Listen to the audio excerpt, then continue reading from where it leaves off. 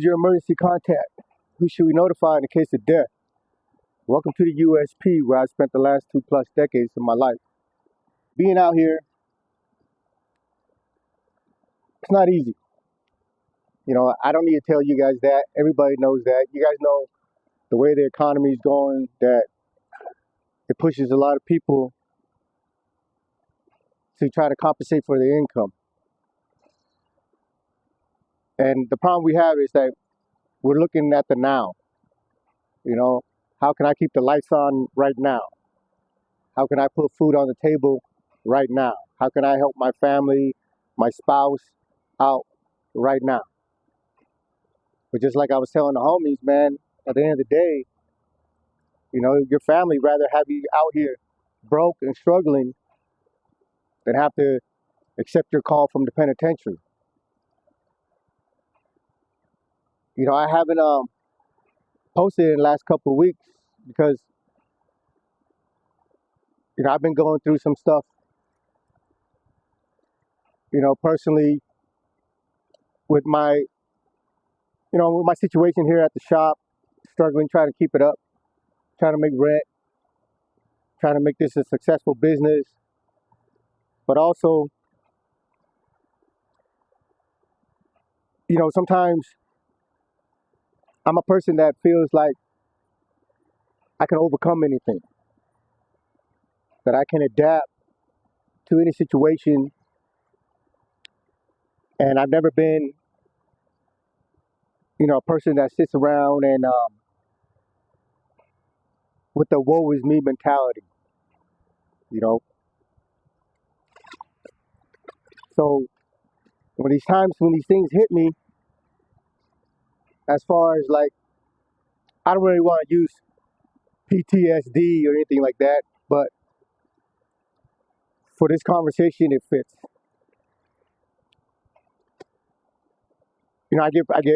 I get angry and frustrated when I realize that the time that I spent in the penitentiary had a bigger effect on my psyche than I care to admit.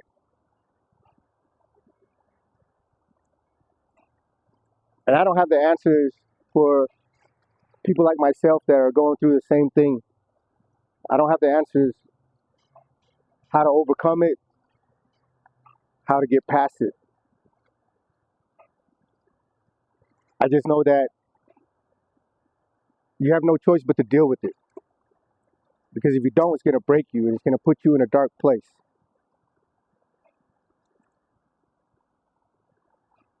Every time I get a call from one of my homies from prison, after the call, I feel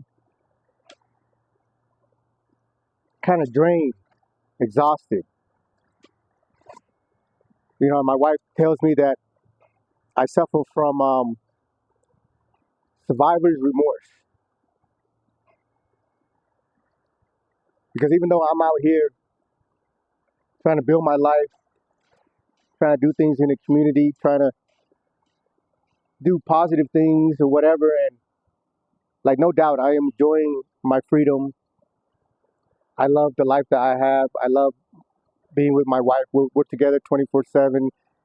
And I love everything that I'm doing. I'm excited about, the future and the potential prospects and all the projects that we have in place. But when I get off the phone with my friends that are still incarcerated, I get a sense of sadness because I know some of these guys are never coming home. Some of them been fortunate that they got their time reduced and they'll only have to be in there for another 5, 6 years after already been down 30 years. And I'm grateful for that. But, having to think about some of my friends that are never coming home, it really takes a toll on my soul.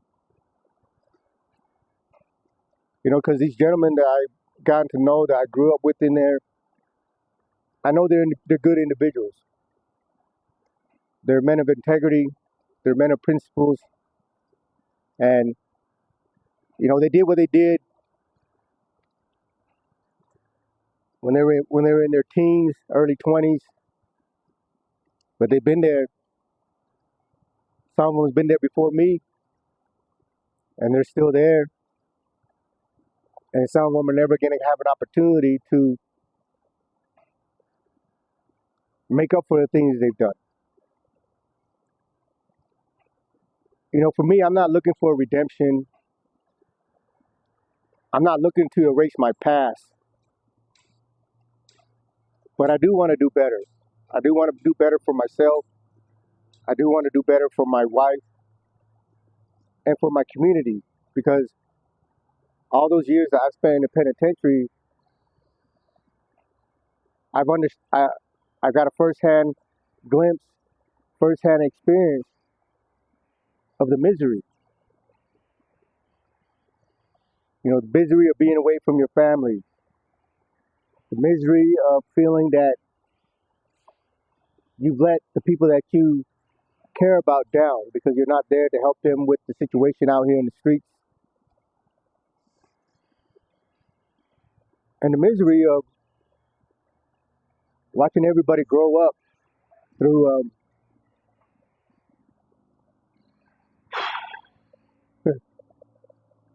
4x6 photograph. When I first went into the penitentiary, my youngest brother was 9 years old. He's in his 30s now. He's married, got 2 kids. But I missed all of that. I miss all his kids being born. I miss his wedding. But not just him, but all my brothers and sisters.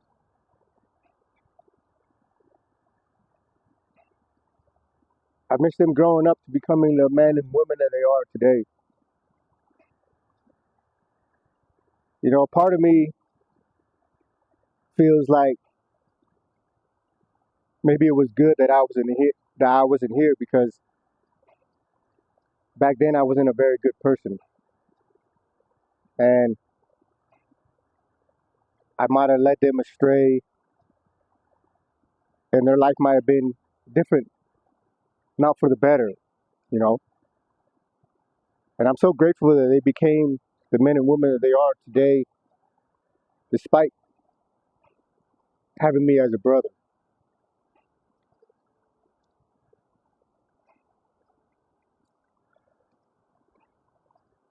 And for all those people that's been incarcerated, that is still trying to acclimate themselves back into the community, me being here these last 20 months, I've been out about 20 months, a little bit over 20 months, maybe 22 months. And when I first came home, I was on a high, right? Like, so grateful to be home, and so determined not to let anything affect me negatively, not to let the past 20 plus years have an effect on how I conduct myself out here, on how I react to things. But part of me now is learning that a lot of it was an illusion in my own mind.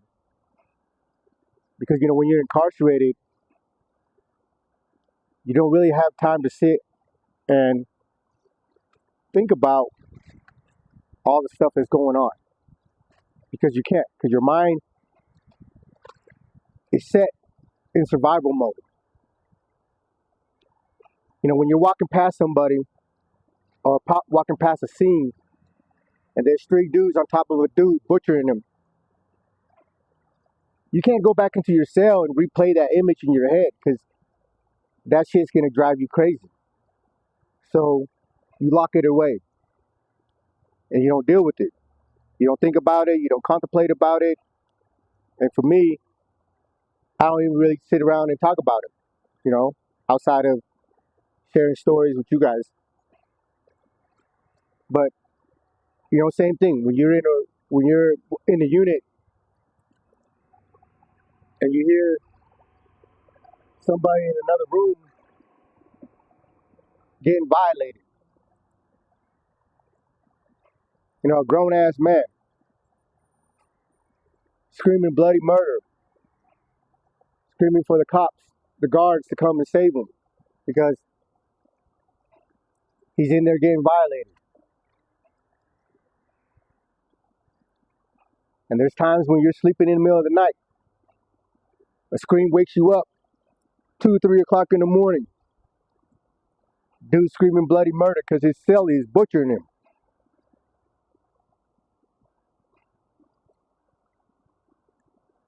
You have no time in there.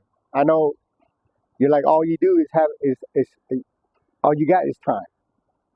But you have no time to allow yourself to feel those emotions, to feel those uncertainties, to feel those concerns. Because the very next day at 6 o'clock, that door's gonna rack open and your ass gotta be back out there on the yard and get through the next day. Being here now and going through my daily routine and then finding myself in a situation where I feel like I'm about to have a panic attack or feeling anxious and like I never understood, I never knew what panic attacks were, anxiety, or anything of that nature. I never was able to identify those things. For me, it was just, I'm not feeling too great today, you know. But now, I'm starting to understand those those things a little bit more, and it pisses me off that I'm allowing, where I've been, the things that I've been through, to affect me in such a way. Because, like I said, I'm a very prideful individual when it comes to like not letting things break me down, not letting things affect me. But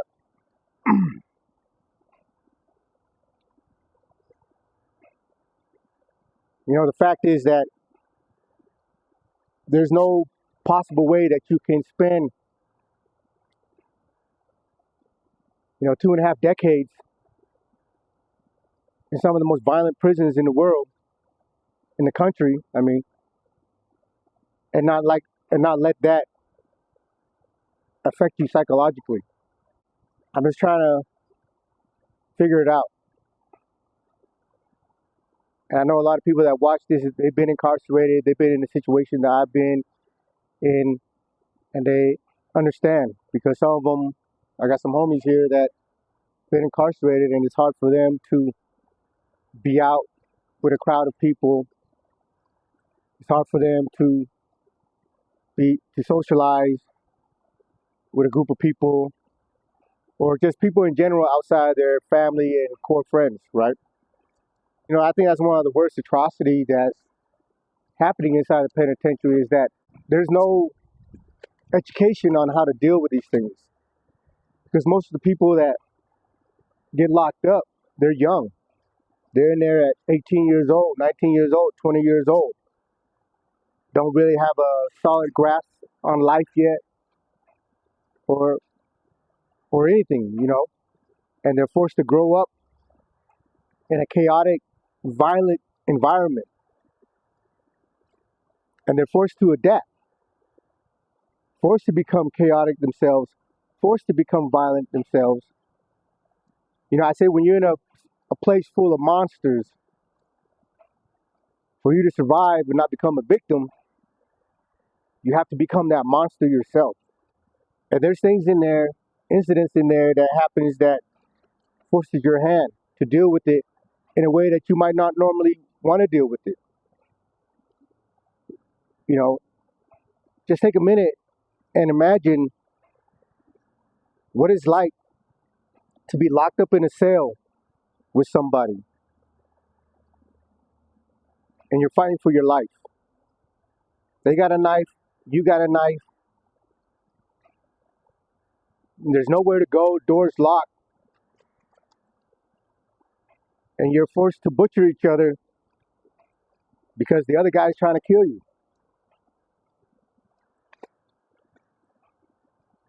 How do you come back to normal after something like that? Even if you're the predator or the aggressor, let's just say that. I had an incident where I had to go into a room and deal with a situation. And I'm sitting there beating this dude's brains out. I split his head. There's blood all over the wall. There's blood on the floor. I'm slipping on the blood on the floor. And the guy just won't knock out. No matter how many times I was hitting him, he wouldn't knock out. And in my mind, I'm like, man, just pretend you're knocked out, because he wasn't fighting back anymore. His body stiffed up, and it was just like his adrenaline was keeping him conscious. Because by this time he was defenseless. But when you're caught up in that moment, the world disappears, and all you see is this right here. And the way we're raised in there, the way we're taught, when you go into an incident, you don't stop until the individual is dead or until the cops come and break it up. And we were in a room, so there was no guards in there. Doors closed. He's screaming. In the beginning he was screaming until he couldn't scream anymore.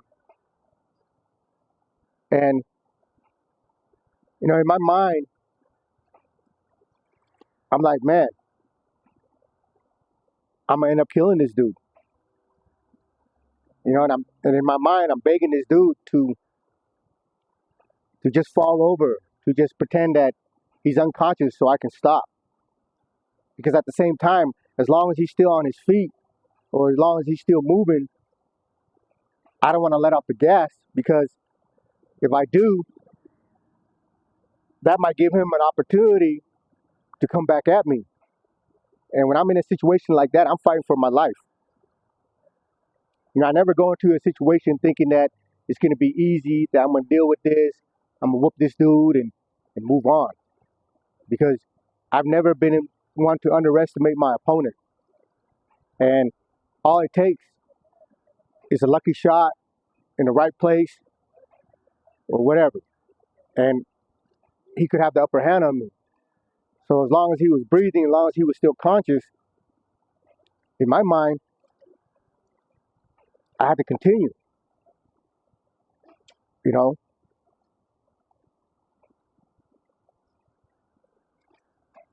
And in that incident, for me, was scarier than the time that I was in the riot where I got stabbed up. Because that incident, I was in fear of my life, not that I was going to get hurt or killed, but I was in fear that this incident might be the one that's not going to let me go home. Because I'm going to end up punishing this dude to the point where he doesn't make it, and then I catch a case. But through the grace of God, somewhere during that process, I woke up, from my, zone, from, when I was zoning out, and realized, like, man, I need to stop. This dude is already defenseless. There's blood everywhere. There's blood in the cell. There's blood in the bed. There's blood on the floor. So I stopped and put him on his bunk and rolled him up in his blanket. But since then, outside the time that I shared this story before, I never really thought about it. I never really thought about how that was going to affect me, mentally, psychologically, because I didn't have time to think about it. In my mind, it was that needed to be done. It's done and over with. Move on and deal with whatever situation comes up next. But being out here, having to replay some of those things that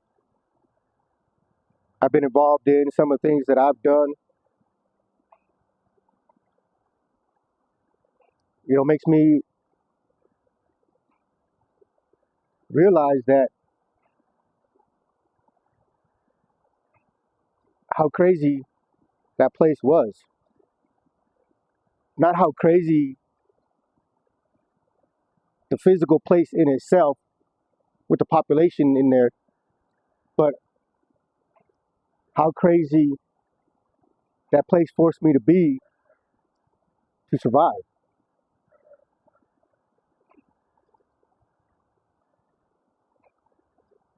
So,